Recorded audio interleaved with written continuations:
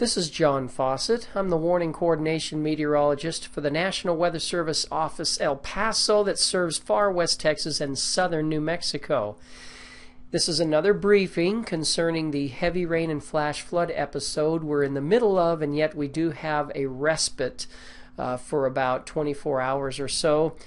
Could be as early as this evening, though, that we have to be concerned about low water crossings getting flooded. This is more likely Sunday afternoon and evening, but the further south you go and further west, like near the international border or towards the Arizona border, we could have some recovery and some thunderstorms taking place this evening. Flooding of structures is a possibility in those few areas that have very poor drainage, and then outdoor events could be canceled. That's possible this evening if you can get thunderstorms developing, let's say, around the southern end of the Franklins, and lightning would be an issue with the Miners football game.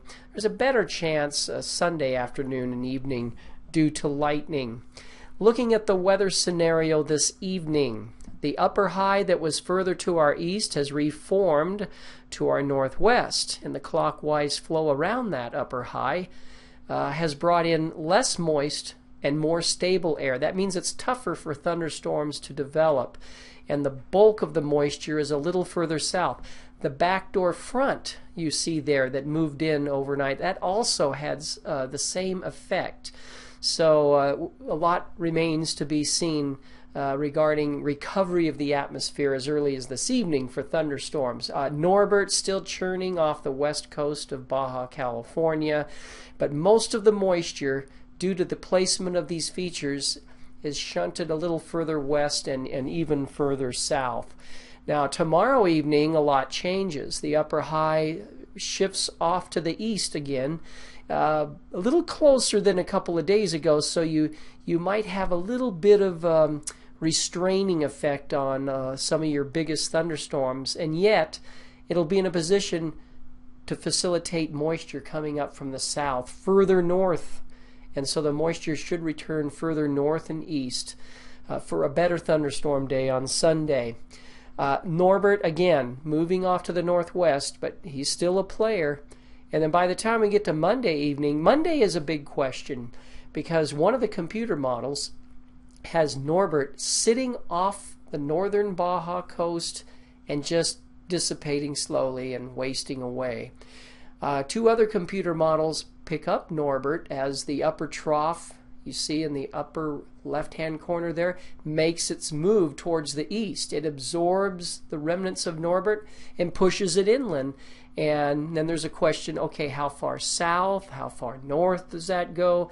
So Monday, we have to wait and see. The moisture begins to thin out, but let's watch and see what Norbert does. If anything, Monday would have more wind shear, and maybe you'd have a better chance for severe thunderstorms with damaging winds and large hail. The bigger flash flood threat would probably be on Sunday. Now, this is what the Weather Prediction Center thinks. They've really backed off, probably a little timid after yesterday didn't deliver. But now their emphasis is further west over Arizona rather than over the New Mexico plains and the Sacramento Mountains. I still think there's plenty good chance for some thunderstorms with very heavy rain over our entire area.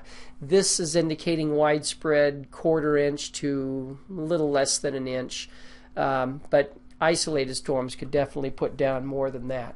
The uncertainties still there, I'm sorry. How much will the atmosphere recover today from the more stable and less moist air that moved in late yesterday and overnight? You have to watch that, because if it recovers quickly enough, you'll have plenty of storms this evening. How much capping with the upper high on Sunday? We showed you that graphic. It was pretty close on Sunday to our east, and it could have a restraining effect on thunderstorms that try to develop, but I don't think it'll be enough. I think we'll have plenty of storms Sunday. And then will Norbert dissipate offshore or be swept inland Monday or possibly even Tuesday? That's a big question that we want to keep watching here.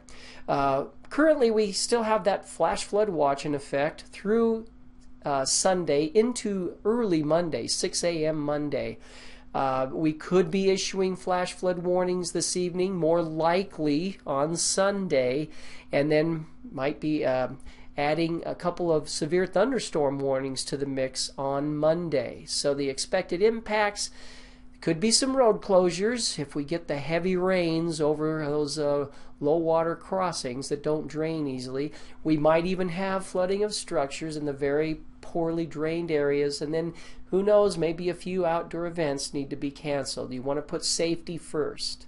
Emergency managers, please keep up with the latest statements and forecasts using NWS chat, or you know our number here.